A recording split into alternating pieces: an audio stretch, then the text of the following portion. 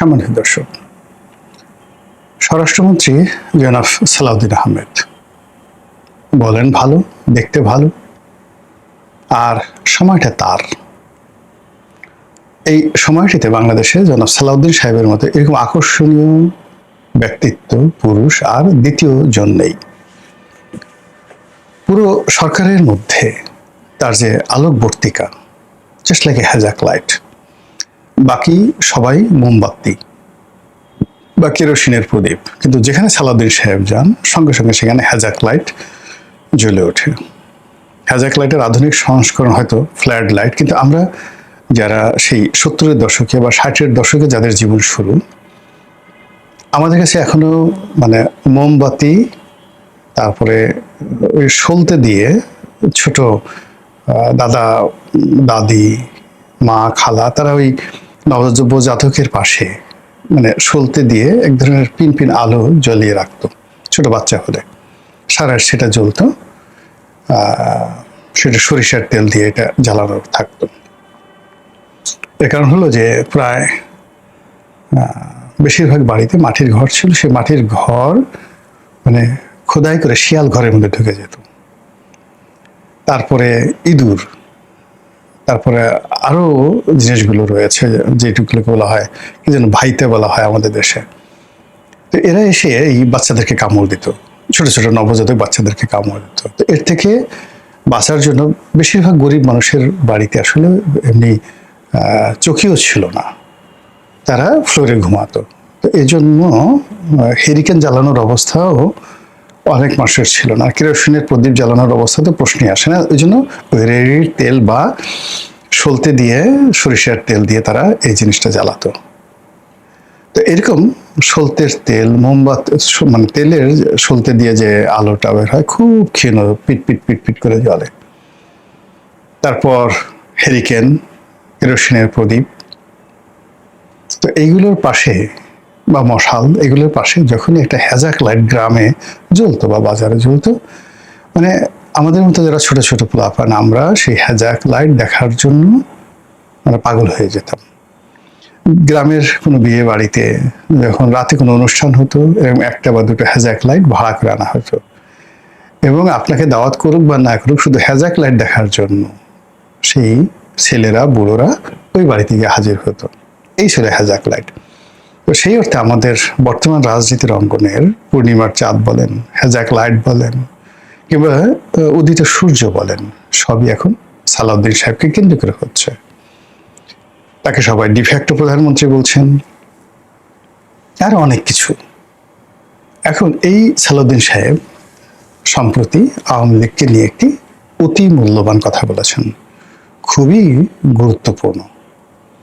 আর তার সেই গুরুত্বপূর্ণ বক্তব্যটি হলো যে দিল্লিতে আওয়ামী লীগের দাফন হয়ে গেছে, আওয়ামী লীগ আর ফিরে আসবে না, নো মোর আওয়ামী লীগ। কাজেই আওয়ামী লীগকে নিয়ে কোনো আলোচনা নেই। দাফন অর্থ কি? দাফন অর্থ সমাধিস্থ করা। হিন্দু মতে চিতায় জ্বালিয়ে দেওয়া, মুসলমানদের ধর্ম মতে জানাজা পড়ে তারপর কবরস্থ করা, এটিকে বলা হয় দাফন। আমাদের দেশে দাফন কাফন এই কথাটা খুবই ব্যাপকভাবে প্রচলিত। আপনি তো মুসলমান হন, তাহলে দাফন কাফনের আগে আপনাকে কতগুলো আনুষ্ঠানিকতা করতে হবে। এক নম্বর, আপনাকে মরতে হবে, ইউ হ্যাভ টু ডাই, আপনাকে মরতে হবে।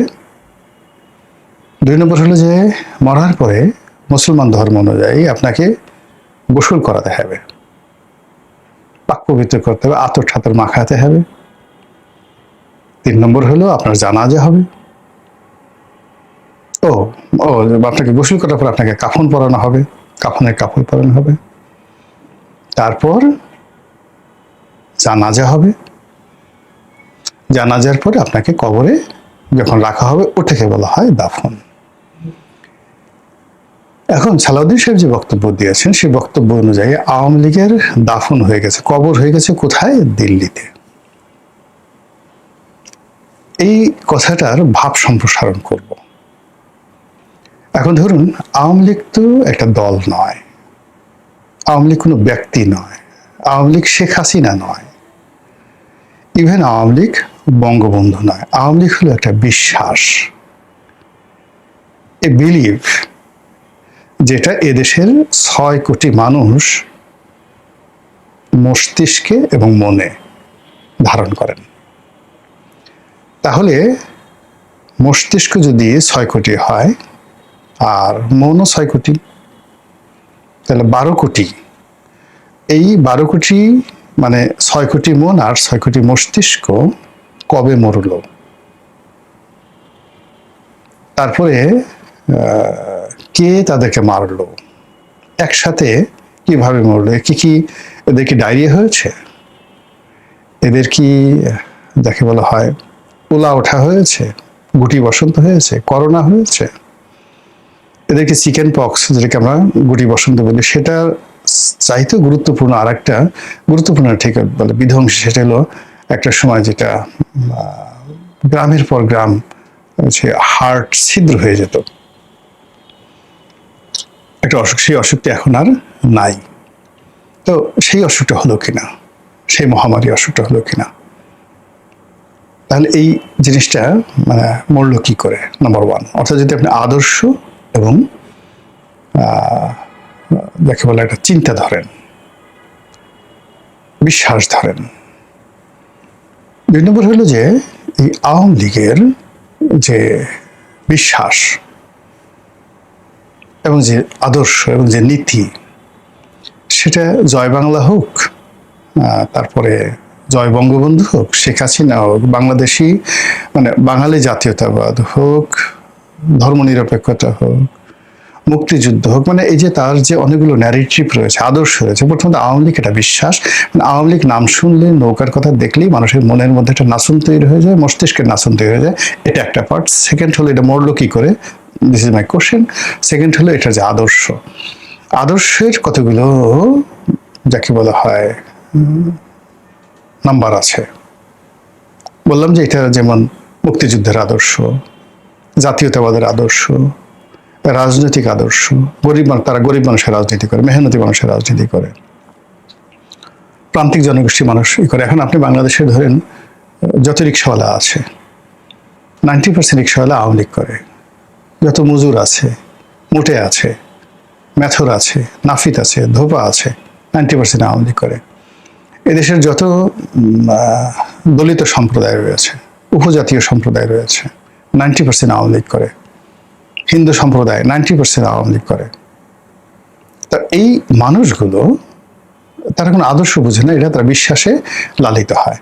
আর এদেশের কবি, সাহিত্যিক, শিল্পী থেকে শুরু করে বড় বড় ব্যবসায়ী, এখন সবাই বেশিরভাগ মানুষ আওয়ামী লীগ করে। এদের যে অ্যাক্টিভিটি, এদের যে কর্মকাণ্ড আদর্শের ভিত্তিতে, তার কি মরণ হয়েছে? এরা কি এখন জয় বাংলা আন্দোলিত হয় না? এরা কি এখন 32 নম্বরে যেতে চায় না? এরা কি শেখ হাসিনার কথা শুনে রোদন করে না? এরা কি সকাল বিকাল খোঁজ নেয় না আওয়ামী লীগ আবার কবে আসবে? এখানে মরণ হলো কোন জায়গাতে আপনি বলেন? 3 নম্বর হলো আওয়ামী লীগ তো একটা ইতিহাস, সেই ইতিহাসের ধারাবাহিকতায় 1954 সন, সেই ইতিহাসের ধারাবাহিকতা 52 থেকে শুরু করেন, 1952। এবং এই যে ছাত্রলীগ আমরা বলি, ছাত্রলীগ কিন্তু আওয়ামী লীগের সেই পুরনো সংগঠন। তো ছাত্রলীগ শুরু হয়েছে সেই কি বলবো পাকিস্তান জমানা থেকে। সেই পাকিস্তান জমানা থেকে প্রথমে ছাত্রলীগ, তারপরে আওয়ামী লীগ, আওয়ামী মুসলিম লীগ, তারপরে আওয়ামী মুসলিম লীগ থেকে মুসলিম লীগ, তারপরে 54 যুক্তফ্রন্ট নির্বাচন। এই যে একটা সুদীর্ঘ ইতিহাস, পরতে পরতে তারা তৈরি করেছে একটা সফলতার আর একটা ব্যর্থতার, একটা কলঙ্কের আর একটা হলো সাফল্যের। মুক্তিযুদ্ধে যেভাবে তাদের সফলতা, বাকশাল তাদের ব্যর্থতা। এদেশের বহু সফলতার সূতিকাগার যেভাবে আওয়ামী লীগ, তদ্রূপ বহু ব্যর্থতার সূতিকাগার তারাই এই মন্দ কাজগুলো শুরু করেছে। ইতিহাস আপনি কিভাবে দাফন করবেন? ইতিহাস তো কখনো দাফন করা যাবে না, ঘুরে ফিরে নামগুলো আসবে। আপনি মেট্রো রেলকে কিভাবে দাফন করবেন বলেন? 300 ফিটকে আপনি কিভাবে দাফন করবেন? আপনি সেই রূপপুর পারমাণবিক কেন্দ্র, এটাকে কিভাবে দাফন করবেন? হাউ ইট ইজ পসিবল, কি করে করবেন আপনি বলেন।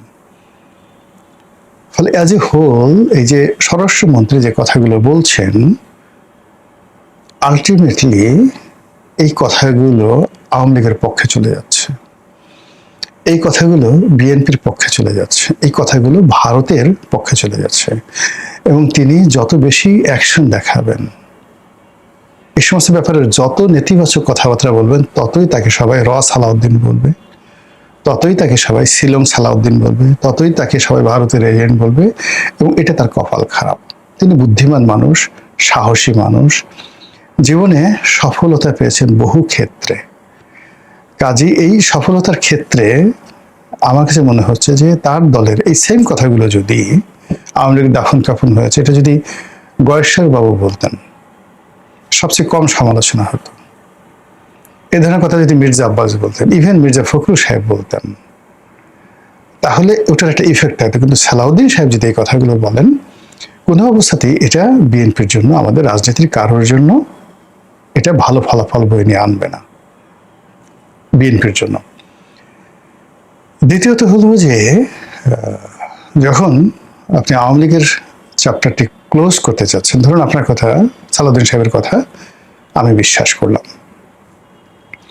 বিশ্বাস করে আওয়ামী লীগকে ভুলে গেলাম যে আওয়ামী লীগ এখানে নো মোর, আমাদের দরকার নেই। এখন আমাদের প্রধান প্রতিদ্বন্দ্বী নাহিদ ইসলাম, শেখ হাসিনার পরিবর্তে নাহিদ ইসলাম। প্রধান প্রতিদ্বন্দ্বী আসিফ মাহমুদ, সজীব ভুইয়া, হাসনাত আবদুল্লাহ, সার্জিস আলম।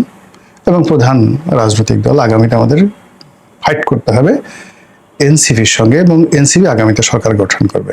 এটা অপশন। আওয়ামী লীগ থাকা মানেই তো বিপ্লবের শক্তি হিসেবে 1 নম্বরে চলে আসবে এনসিপি। আচ্ছা, দ্বিতীয় যে শক্তি সেটা আসবে কারা? জামাত। তো জামাত দ্বিতীয় শক্তি। জামাতকে আমরা প্রথম শক্তি আমি এখানে বললাম না।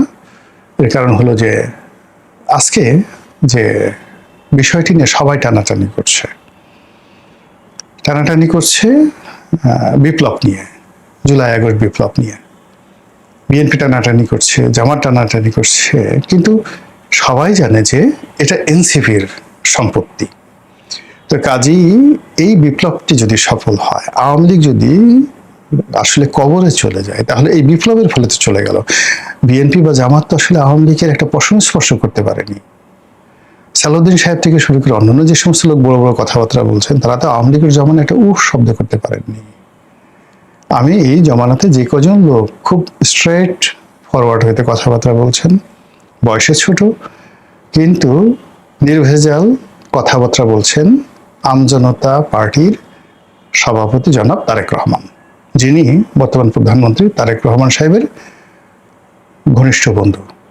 তাকে বাংলাদেশের দ্বিতীয় তারেক রহমান হিসেবে অভিহিত করা যেতে পারে। তো আমজনতা পার্টির সভাপতি জনাব তারেক রহমান বিভিন্ন টকশোতে গিয়ে যে কথাগুলো বলছেন, এটাই হলো রিয়ালিটি, এটাই হলো বাস্তবতা। তিনি জুলাই নিয়ে যে কথা বলছেন, 32 নম্বর যে কথা বলছেন, আজকের বাংলাদেশ নিয়ে যে কথা বলছেন, তিনি পিনাকিকে নিয়ে যে কথা বলছেন, আমার দেশের মাহমুদুর রহমান জামাতকে নিয়ে যে কথাগুলো বলছেন, এটা হলো একেবারে বাস্তব। এর চেয়ে কোনো বাস্তব কথা নেই। আমার কাছে মনে হয় যে যদি নম্বর দিতে হয়, তাহলে 1 নম্বর বাংলাদেশে এই মুহূর্তে সত্যবাদী হিসেবে, নির্ভীক কথা হিসেবে এবং নির্ভেজাল কথা হিসেবে এই সাম্প্রতিক 2 বছর নিয়ে, এর আগের কথা বাদ, এই 2 বছর নিয়ে যারা সবচেয়ে স্ট্রেট ফরওয়ার্ড হইতে কথাবার্তা বলছে, একদম নিরপেক্ষ, তার মধ্যে জনাব তারেক রহমান প্রধান, মানে আমজনতা পার্টির সভাপতি তারেক রহমান।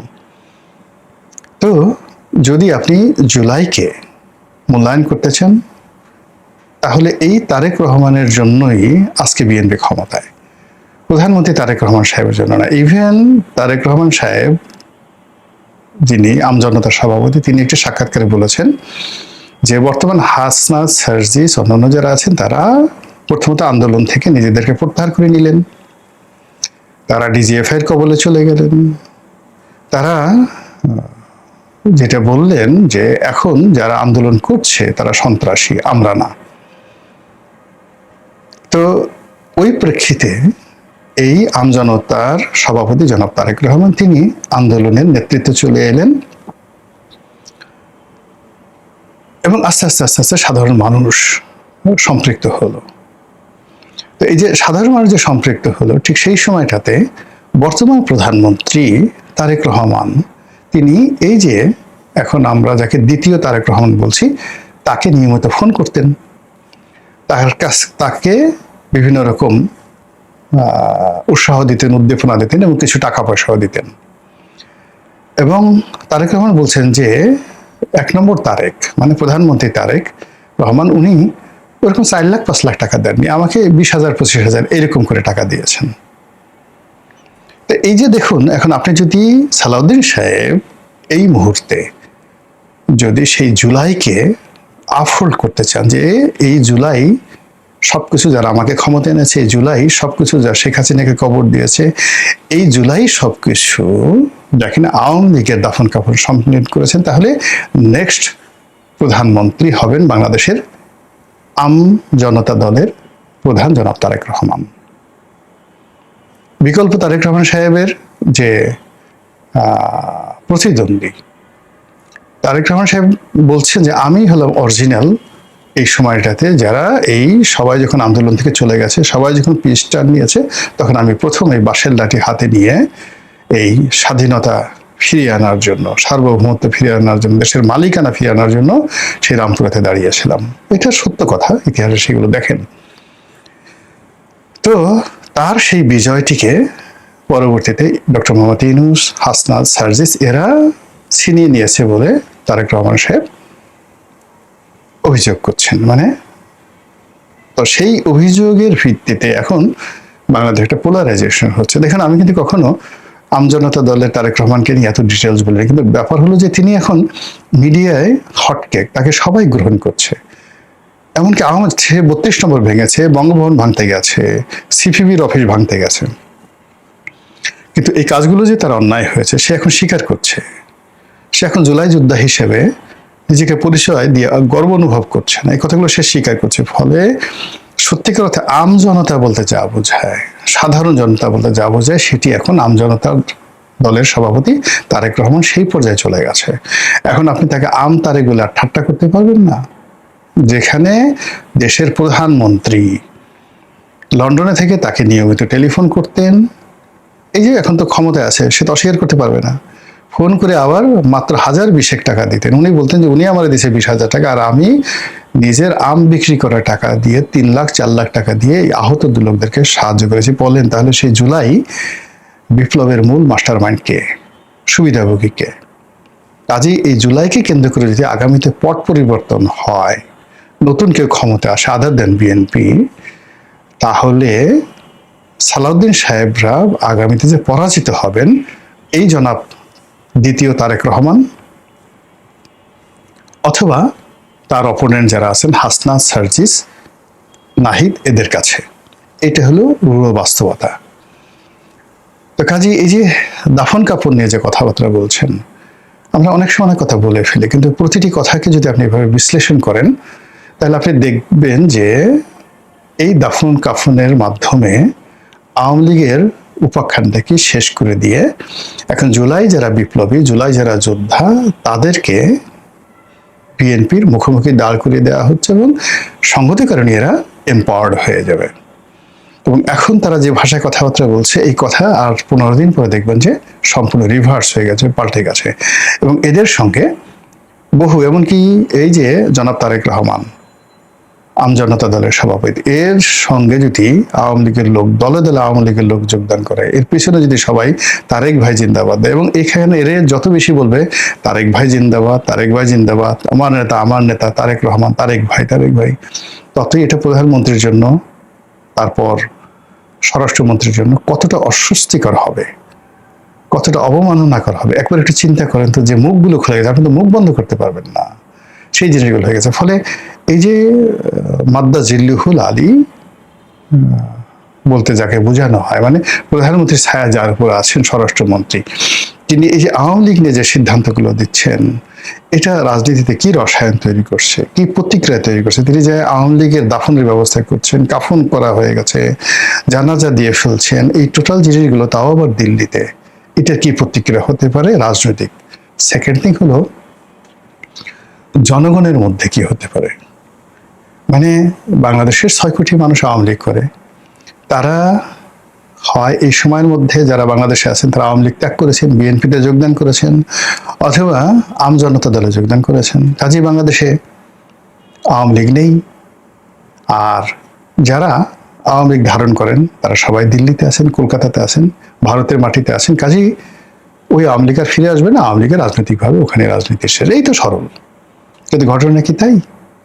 ঘটনা তো তা নয়। তা যদি হয় তাহলে 23শে জুন আওয়ামী লীগের যেদিন প্রতিষ্ঠা বার্ষিকী সেদিন সেনাবাহিনীর নামালেন কেন? সেদিন আপনার আনসার বাহিনী ছিল না, বিজিবি ছিল না যেটা আপনার অধীন, বা পুলিশ বাহিনী ছিল না, তো তাদেরকে বাদে কেন আপনি সেনাবাহিনী নামালেন? এবং এখন আজকের এই সময়টা পর্যন্ত এখনো সেনাবাহিনী আপনি মাঠে রেখেছেন এই জুলাই মাসে।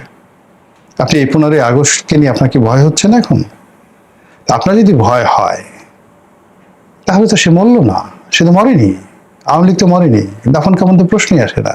বরং শীত হয়ে সে দাঁত ভেস্কি দিয়ে জিব্বা নাড়াচ্ছে। এবং একজন মরা মানুষ, আপনি যাকে মনে করছে একজন মরা মানুষ, ওই আগেই বললাম, একজন মরা মানুষ যদি চিত হয়ে শুয়ে আপনাকে ভেংসি কাটে, জিব্বা বের করে, কিংবা সেই তর্জনী উচিয়ে, পিনাকি ভট্টাচার্য যেভাবে তার মানে তর্জনী উচিয়ে, আঙ্গুল উচিয়ে কি যেন একটা দেখাতে চায় বা করতে চায়, ওইরকম যদি কোনো আওয়ামী লীগের লোক যাকে আপনি মৃত মনে করছেন সে যদি আঙ্গুলটা এভাবে উচিয়ে ফেলে, তাহলে কেমন লাগবে বলেন তো? মনে হবে এটা ভৌতিক কাণ্ড না?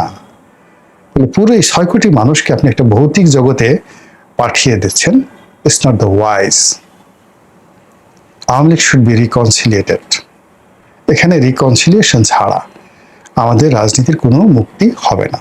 কাজে এই ধরনের কথাবার্তা দলের জন্য, সরকারের জন্য, দেশের জন্য অবশ্যই অবশ্যই কল্যাণ বয়ে আনবে না। আল্লাহ আমাদের সবাইকে হেদায়েত দান করুন। আসসালামু আলাইকুম ওয়া রাহমাতুল্লাহি ওয়া বারাকাতুহু।